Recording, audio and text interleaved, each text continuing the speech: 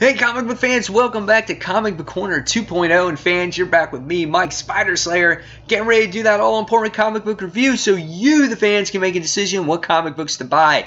Today, guys, we're talking about Avengers Standoff. That's right, fans. Welcome to Pleasant Hill. This is the place where you want to stay.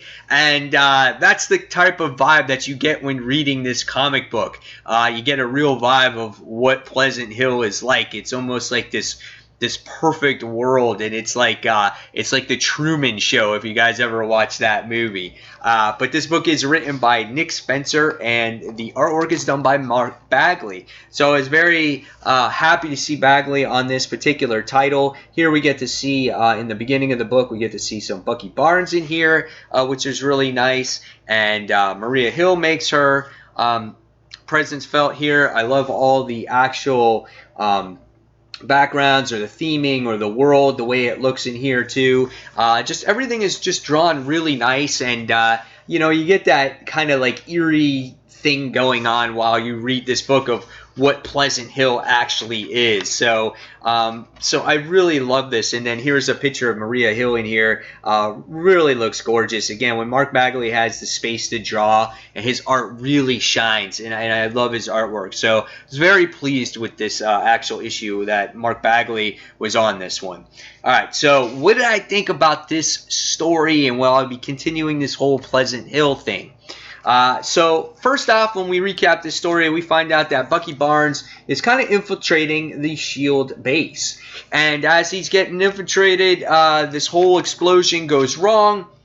We see this little girl, and next thing you find out, everything goes black.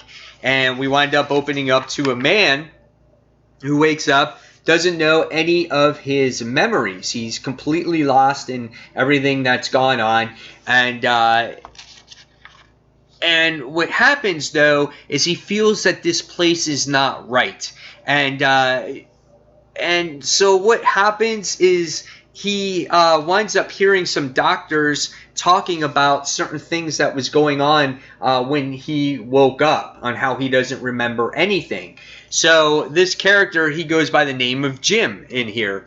And so right away as he tries to escape, and you go through the adventure day by day with Jim, and you find out, how many times he escapes, how many days that he's there, and he goes through all these different things. And in the meantime, you're getting to know this little world, and as the reader, you really know that this is not right, that this is something messed up, that this is not a good place, Everything just seems too perfect. And so, of course, when Jim tries to escape, there's a barrier in place, and they try to rehabilitate him with sessions with Banner and whatnot. And so he finds this little girl, and she has this ability to somehow, I don't know, resurrect dead things. I don't know. So she resurrects some birds. He comes across that.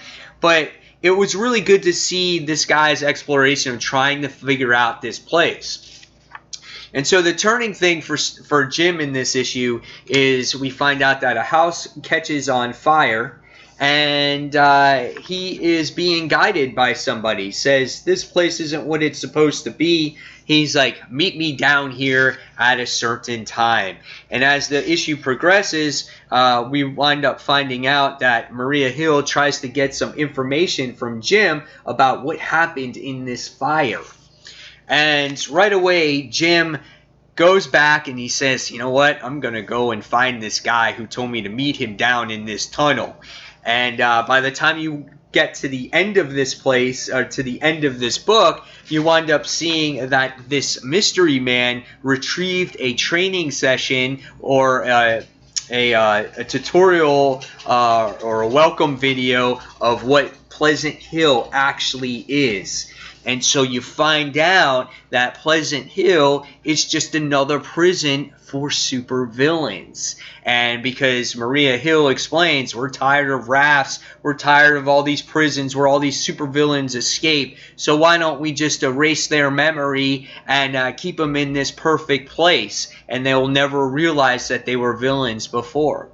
So right away, what happens is our villain here has a machine to restore everyone's memories. And at the end of the issue, you wind up getting a reveal of who our major villains are in this book. Now, I'm not going to spoil that because that takes away the whole curiosity of who the villains were in this book. So, really great issue. I liked it. Now, the book is real dialogue heavy, but nevertheless, it keeps you on your toes of trying to figure out the whole time who this Jim guy is, what Pleasant Hill is, and you get a good interpretation of what it is from Maria Hill later on in the actual comic book. So I thought it was really well done. And when you read this, you're going to wind up who this mysterious guy is at the end as well. And actually both of these guys. So I thought it was really cool. And at first I thought they were a couple heroes, but they're really not. So by the time you get done with it, you're going to want to read the second issue. And there's this mystery behind this little girl here who we don't know who it is either. So I like the mystery aspect of this, and I'm looking forward to reading it going in the future. So by the time I got done with it, I'm going to give it a 4 out of 5 stars. Little lengthy for what it was, and a little pricey for what it was as well. I don't think it doesn't need to be $5. But nevertheless, it was a very intriguing story, and I want to read more.